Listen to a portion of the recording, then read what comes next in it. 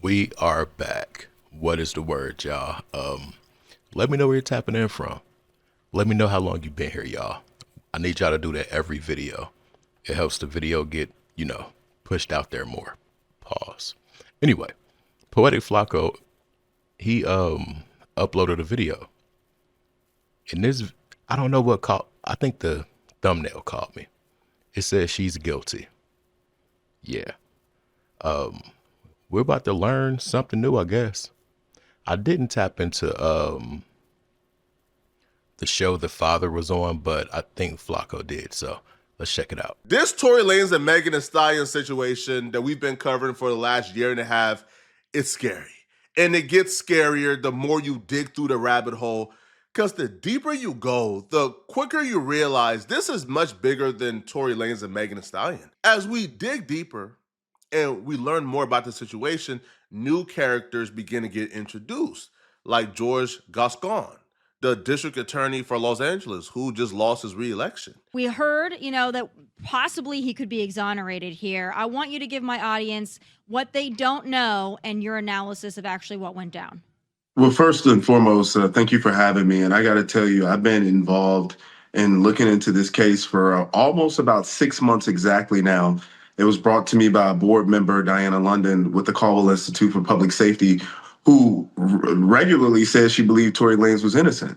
And as I looked through the case and I noticed a number of irregularities in the case, I began to come to that same conclusion that this was an innocent person. Let me take you back to the very beginning. First and foremost, we got a George Soros-funded prosecutor named George Gascon who was prosecuting this case. He was, at the time, coming off of his second recall attempt. He was in severe trouble as he had lost support in numerous demographics, key demographics to his electoral success, including Black women. And he needed to do whatever he could to possibly win this election. I believe if Jesus Christ was Tory Lanez's attorney, Tory Lanez would have still lost his case no matter what. That's deep, y'all. That's real deep. Wow. Wow. So this is essentially what I took from that is Holmes railroaded Tory for Black women to get the Black woman vote, when in all actuality, the Black women should have been nervous, like, oh, you'll do this to get our vote? That's scary. And it is scary. It's a lot of components that's moving around in this whole thing. I told y'all it was deeper than we know. When Gascon tried to get reelected, he realized fairly quickly, they not messing with me, bro. Like, these people are not feeling me no more. It got so bad for Gascon, they were literally trying to recall him and get him out of here. They wanted him gone. And he was public enemy number one for a lot of conservatives, and they would use him as the greatest examples of the failures of progressive policies in these urban cities. And people will look at Los Angeles and the crime rates and how unsafe the streets were, and they will blame it all on Gascon. Gascon understood this. He understood the public backlash coming from Twitter, understood the narrative, and he understood he was losing supporters.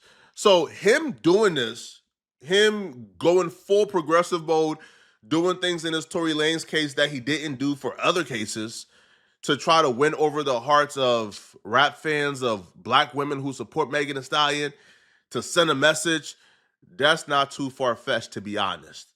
At first, I probably thought it was. But now, as I look deep, that's not too far-fetched, bro. Tory's attorneys have alleged prosecutorial misconduct, suppressing of evidence, exculpatory evidence being withheld. And I believe them based on the facts. But why is it that they never tested her DNA onto the gun? You knew that she had gunpowder on her hand. They found that out. Why didn't they test that? Why is it that they added this enhancement to his case? Now, enhancements are used for violent gang members, people with a history of brutal crime. George Gascon has had numerous people who have had brutal crimes that he didn't recommend an enhancement. One by the name of Raymond Danger Gonzalez, who murdered, premeditated 2 individuals, including a teenager, and he stole their money. No recommendation for enhancements from George Gascon. Or the General Hospital actor Johnny Wagner. He was brutally murdered. No recommendation for enhancements. So this led me to believe instantly that George Gascon had put on a front. He wanted to pretend to be tough on crime so he could have a silver bullet for his next election because he had a black woman that he can say that he protected. And it's insane that unfairness is pushing through our justice system, but we've seen this with numerous cases with George Gascon. And that's why the Caldwell Institute got involved in this case, because injustice anywhere is a threat to justice everywhere. That's some ill stuff. That's some ill stuff. So now you see, and that's the thing, y'all, the names involved. But this is what we got to be fair about. We cannot ignore the fact that Tory, so he went with the plan. Did he stay silent? Did he stay solid? Did he depend on the evidence? I don't know, but he didn't say enough. But then again, this dude could be the reason why a lot of this stuff was suppressed. Wow. And you got this whole big old case going on with these names in it and the tabloids, and you're trying to get reelected. That makes me want to go back and check out his campaign now. If he was like talking about standing up for black women and all of that stuff. Let's go. At this point, it's not if Tory Lanez is going to get released, it's when is Tory Lanez going to get released. Because the justice system is going to prevail, bruh. This level of corruptness has to be corrected for the sake of our Constitution. Now, Tory Lanez's father and Congresswoman Anna Paulina Luna, who is also really close friends with Trump, has been campaigning on behalf of Tory Lanez. And you know this situation is bad. You know it's really corrupt. When you have people who are on the opposite side of things who usually don't agree when they start agreeing on things. When you have Piers Morgan calling Megan Thee Stallion inconsistent and a liar, you know you have a problem on your hands here, bruh. Now, Anna Paulina seen Trump yesterday. I'm sure she talked to Trump about this. But this is a situation of take away the gun enhancement that was very unusual and don't happen to a lot of people under Gascon. Tory Lanez's father and Congresswoman Luna was on Piers Morgan today. And while on Piers Morgan, they gave such a compelling argument that even Piers Morgan had to call out Megan Thee Stallion for being inconsistent and lying. I don't think you need to be a conspiracy theorist, Representative Luna, to see there's a lot of inconsistency going on here. She denied to Gayle King that there was any relationship with Tory. She then admits that there had been, that she lied. She doesn't admit to lying about the circumstances of the shooting, but certainly this goes to the heart of her veracity. That's bad news for Megan Thee Stallion altogether. Sean Kelly had this entire story he already gave where he saw a woman shoot. Then when he hopped on the stand, he said he saw a woman shoot and a man shoot. Walking through this, I'll never forget the day when we're sitting outside of the courtroom getting ready for court to reconvene. And imagine the only independent witness, which should have been the only objective witness in this case, was a gentleman by the name of Sean Kelly. Interestingly enough, the only person that would be able to have an unbiased viewpoint of what actually happened. Imagine that the prosecution did not want to call that witness. Why? The prosecution came out, one of their detectives or investigators rather, and one of the prosecutors, they took this gentleman, they went upstairs, I believe it was to the 14th floor at that time. By the time this man came down, the witness they did not want to call, this man came down and his testimony became so embellished with other nonsense that people who saw it just looked at it and said, this is crazy. It's crazy, y'all. This whole thing's manipulated. What we really thought was a cut and dry, obvious situation was way more deep than what we thought, like I've always been saying. Just one last question, because you've made me think of this. But if your son was not responsible for Megan Thee Stallion being shot. We do know that indisputably she was shot. Who shot her? First of all, the whole idea of her being shot is a speculation. That's a speculation. It's to this point has not been proven that she was even shot. That in all of this, how can you have a situation where in pretrial, the police, LAPD, says that the bullet fragments they had collected from the hospital just mysteriously vanishes. It goes missing. I would think that evidence is something that is protected in any police department, but they just mysteriously go missing. So there's no bullet fragments to be presented at trial. We got to go back and look at certain ties. This politician, the people that took the witness up to the 14th floor,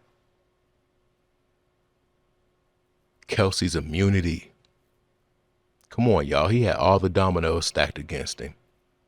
Period. And they were banking that this information or these different angles and perspectives wouldn't come out, and they're out.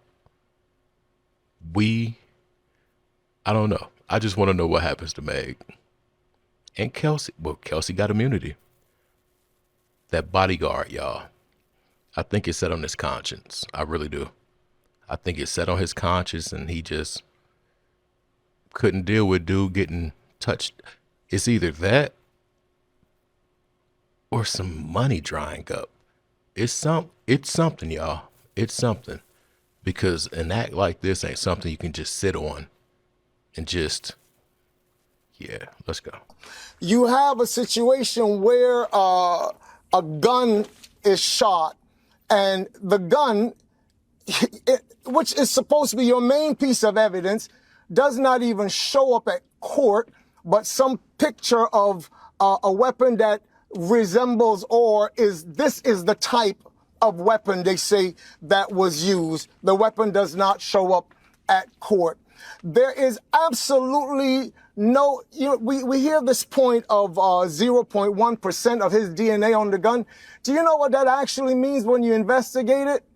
That over 1.5 billion black people on the planet could have been their DNA. This is crazy. I don't think anybody can look at this case regardless of how they feel. Even if they feel like in their heart, man, Tory Lanez, you did it. You can't, with a clear mind that's not biased, look at this and say, no gun was presented, no bullet fragments was presented, testimonies changed a lot. The witness claimed that he seen a woman shoot. Then he claimed he seen Tory shoot after the prosecutors coached him. The witness, who was actually in the car, Kelsey, took the stand and testified that she didn't see Tory Lanez shoot her. It was speculation, and that's facts. I can't even say it was speculation because it was just a blatant lie. It was a blatant lie. You got a person that huge stepping onto glass. Y'all seen how that glass popped? Come on, man. Big mule foot. Y'all saw how the glass popped. I be wanting to go in. The thing is, y'all, it wasn't speculation at all. There was so much about the situation. Show your foot. Show your foot. Where were the fragments? She said feet. They're saying foot. Meg said feet. This is the thing. For that to happen, you were stepping off pretty good. You couldn't tell nothing till the glass came.